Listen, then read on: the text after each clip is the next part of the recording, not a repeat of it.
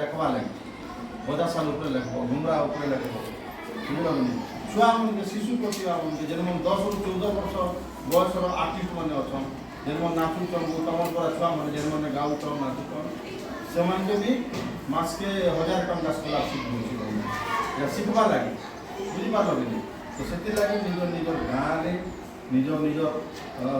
ପଡ଼ୋଶୀରେ କି ଘରର ବୟୋଜ୍ୟେଷ୍ଠନୁ କି ଅନ୍ୟ ଜାଗାର ବୟୋଜ୍ୟେଷ୍ଠନୁ ଏଇଟା ମାନେ ଶିଖ ଏଡପ୍ଟ କର ଆଉ ଧୀରେ ଧୀରେ ଗ୍ରହଣ କର ଯାହାଦ୍ୱାରା ଆମ କଳା ଆମ ସଂସ୍କୃତି ବଞ୍ଚି କରି ରହିବା এটা জেনারেশন টু জেনারেশন আমি ট্রান্সফর করি পারব তুমি যদি জানবো তাহলে তুমি আর কাকে শিখে পারবো আর কাকে কই পারবো যেটা এবে কথা নি কবাটা ধীরে ধীরে বন্ধি আসলা না তুমি যদি শিখিছিত বলে তুমি বি আর কাকে কথা নি কইত